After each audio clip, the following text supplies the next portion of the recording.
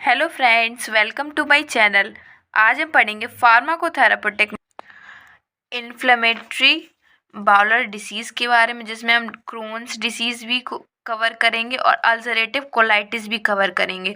तो वीडियो को please and तक ज़रूर देखना। थोड़ी लंबी रहेगी वीडियो, लेकिन आपको पूरा डिटेल में हर चीज़ मिलेगी, वो भी शॉर्ट में और मिलेगी। मतलब पूरा थ्योरी नहीं रहेगा, बट इस तरीके से रहेगा कि फ्लो चार्ट भी होगा, सब चीज़ होगा, आपको बहुत अच्छे से समझ में आएगा। तो वीडियो को प्लीज़ एंड तक ज़रूर देखना। It is the inflammation into the intestinal part. Inflammatory bowler movement से समझ में आ रहा है कि इन्फ्लेमेशन होता है हमारा लार्ज इंटेस्टाइन में और इन स्मॉल इंटेस्टाइनल पार्ट में, जिसको हम कहते हैं इन्फ्लेमेटरी बाउलर डिसीज़। कि जब हम फ्रेश होने जाते हैं या फिर जो बाउलर डिसीज़ हो जाती है हमारे स्मॉल इंटेस्टाइन में और लार्ज इंटेस्टाइन में, वो किस वजह से होती है? वो दो तरीके से होती है। According to the location of inflammation, location के हिसाब से दो तरीके की होती है।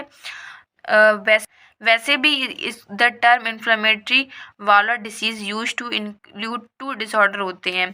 फर्स्ट होते हैं अल्सरेटिव कोलाइटिस, सेकेंड है क्रोन्स डिसीज। तो सिलेबस में भी हमारे यही बताया गया कि पूरा डिटेल में पढ़ना है, दोनों को अलग अलग।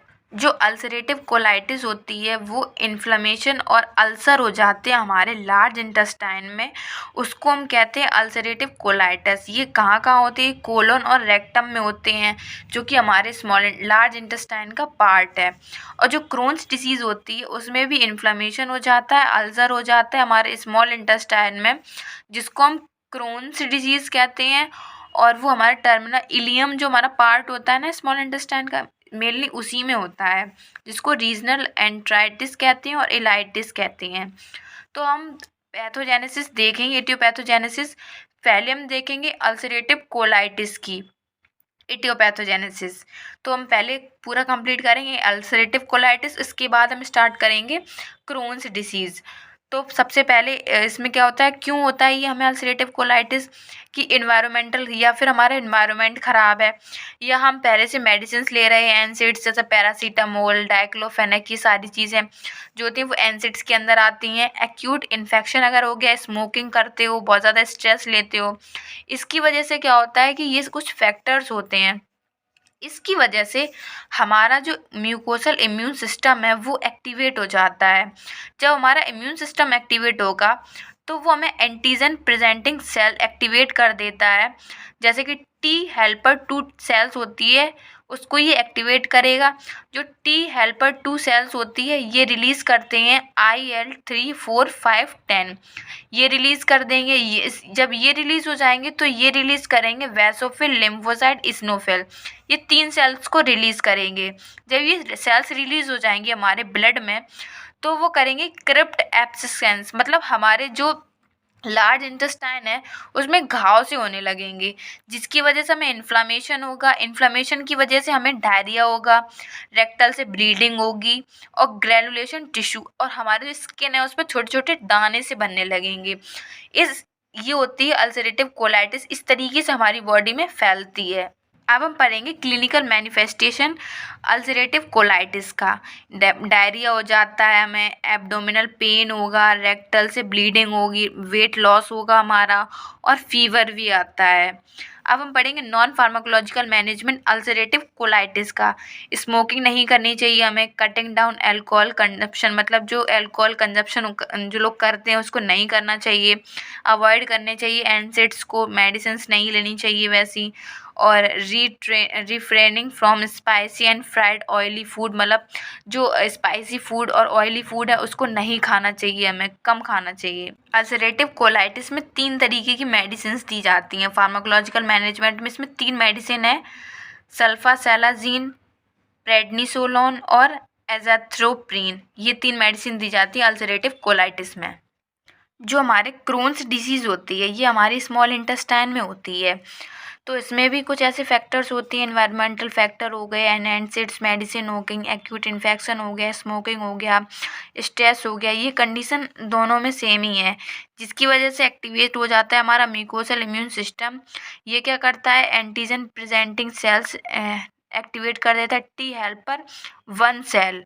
टी हेल्पर 1 सेल को जब ये एक्टिवेट कर देगा, वो रिलीज़ करेगा IL-1,6 को ये रिलीज़ करेगा।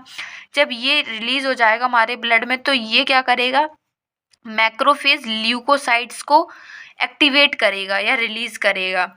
वो सेल्स क्या करती हैं, ट्रांसम्यूरल इन्फ्लेमेशन ग्रैनुलम्स हो जाते हैं। मतलब हमारा जो इलियम है, जो स्मॉल इंटेस्टाइन का लास्ट पार्ट होता है, उसमें इन्फेक्शन कॉज कर देगा या दाने से कॉज कर देगा कि वो जो उतना पार्ट होता है ना, वो सही नहीं रहता, जिसकी वजह से क्या हो जाता है, हमें क्रैक्स आने लगते हैं। मतलब जो स्किन होती है वो फटने सी लगती है ना, उस तरीके से हो जाती है।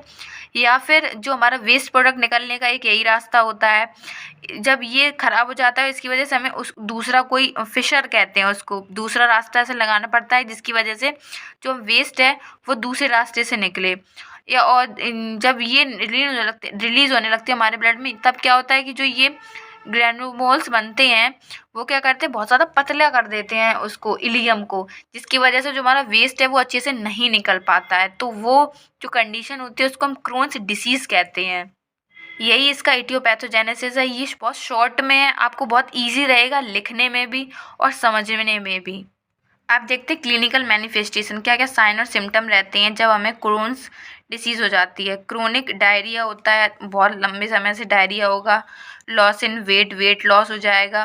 फीवर भी आएगा। Feeling of fullness in abdomen, मतलब हमारा जो पेट है मतलब बहुत भारी भारी सा लगेगा हमारे एब्डोमेन में। अब हम देखते हैं pharmacological management without medicine. Smoking नहीं करनी चाहिए। Eat a fibre diet that include vegetable, ऐसी चीज़ें खानी चाहिए जिसमें वेजिटेबल हो। इंक्रीजिंग द इनटेक ऑफ ओमेगा-3 फैटी एसिड बहुत ज़्यादा लेनी चाहिए जो कि इन्फ्लेमेशन को कम कर देती है। और फार्माकोलॉजिकल मैनेजमेंट, हमें मेडिसिन लेनी चाहिए, एंटीबायोटिक्स लेनी चाहिए क्योंकि वो इन्फेक्शन है। और लोपरमाइड लेनी चाहिए, प्रेडनिसोलोन लेनी चाहिए, एज़ाथ्रियोप्रीन लेनी चाहिए।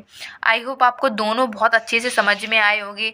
अगर प्लीज़ वीडियो को लाइक करना, कमेंट करना और सब्सक्राइब कर देना मेरे चैनल को। और हाँ, लास्ट कि आपको कोई समझ में कोई चीज़ नहीं आती, आप प्लीज़ कोई कमेंट में बता दिया करिए। मैं और कोई नया टॉपिक चाहिए जिस पे आपको वीडियो चाहिए हो तो आप वो भी कमेंट में बता देना, तो मैं उस पर भी वीडियो बनाने की पूरी कोशिश नहीं करूँगी, पूरी बना ही दूँगी। So thank you for watching this video. Take care.